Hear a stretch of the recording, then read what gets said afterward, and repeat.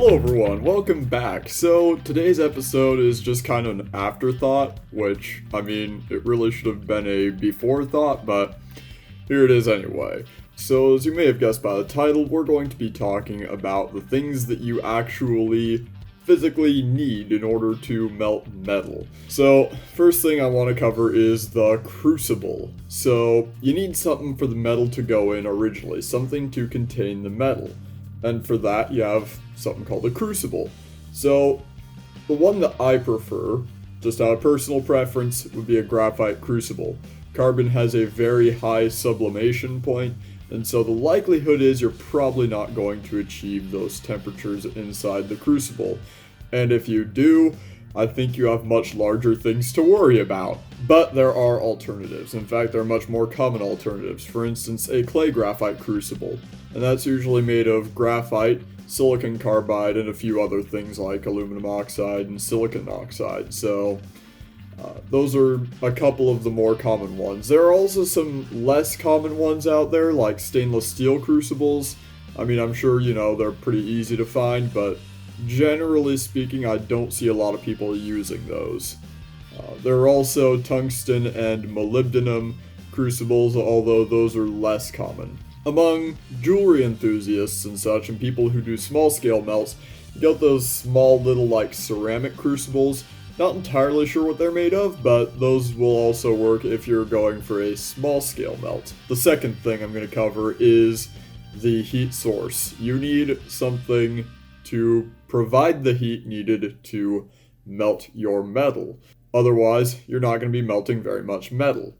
In the case of something like gallium that melts at 83 degrees or something like that, you're probably fine just holding it in your hand. But for something more along the lines of copper that melts at 1984 degrees Fahrenheit, you're going to need something a little bit more powerful. So with that, usually some sort of torch or some sort of foundry works. Preferably a foundry, because a torch usually implies open air, which means you're not going to get a lot of efficiency with that, and it's going to take forever, and you might not even melt it. Although I am guilty of doing that with aluminum, there's only so much you can really get away with. A foundry is preferable in those circumstances. You could do gas or you can do coal. I made a video on that, and I'll probably put a link up in one of the cards or in the description, or maybe even both. I don't know, we'll see. So the third thing I'm going to cover is tongs. And this is kind of one of those things that, when you're just sort of thinking through, okay, what do I need for this? I need a heat source, I need a crucible, I need a mold, all that stuff, and all that. That might go by the wayside, I know, because that's kind of happened for me a couple of times, where it's like, okay, I've got it all melted. And I sit there and I'm like, oh, I need tongs. I need to get this out of the crucible, and I can't just bare hand the thing out, and I can't even gloved hand the thing out, because it's going to burn through the glove in an instant. So you're definitely going to need tongs. Tongs to get it out and tongs to pour it with. Now, you could technically use the same pair of tongs. You could just sort of do that and sort of pour it from the edge. Not preferable, though. Generally, you want something with a kind of a ring shape on it so you can pour it from the side, because there is a lot of heat coming off of that crucible. And a lot of it is being directed out from where the metal's from.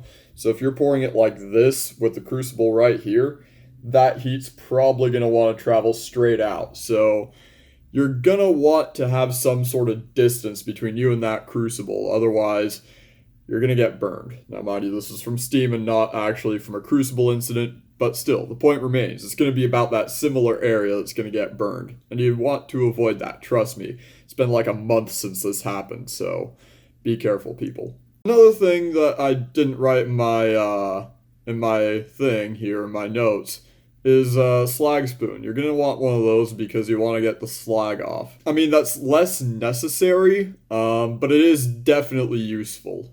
Same with like a stir rod. Definitely going to want that, even though it isn't necessarily necessary.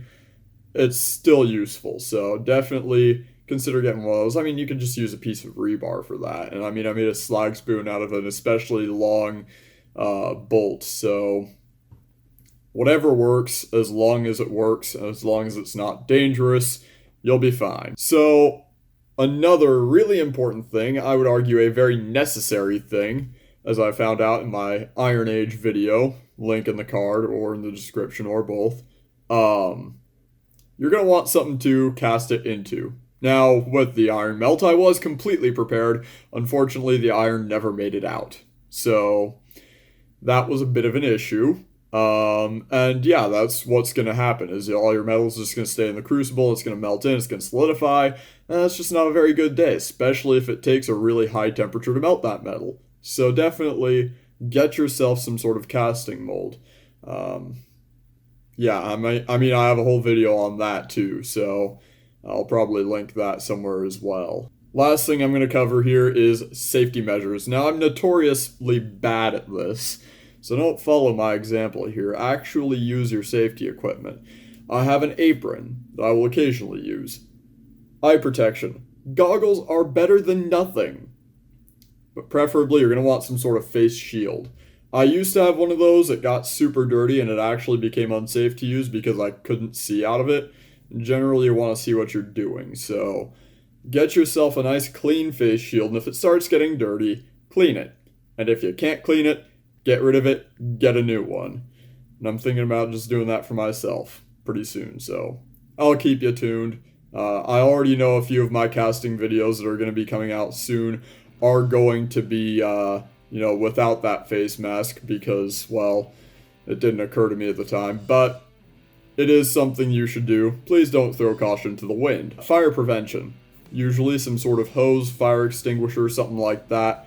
Good idea. Hose, maybe not such a good idea. Fire extinguisher, probably a better idea. We use a hose. That's mainly because we're melting kind of non-volatile stuff, mostly. But you are chancing a steam explosion when you do that. So definitely keep it safe. Use something that isn't likely going to cause some sort of rapidly expanding gases to form. So do as I say, not as I do. This isn't me offering some sort of professional's opinion. I'm an amateur blacksmith and metallurgist, so take my opinions with a grain of salt. Do your own research. Find out the correct way to do things, if you wish to do this.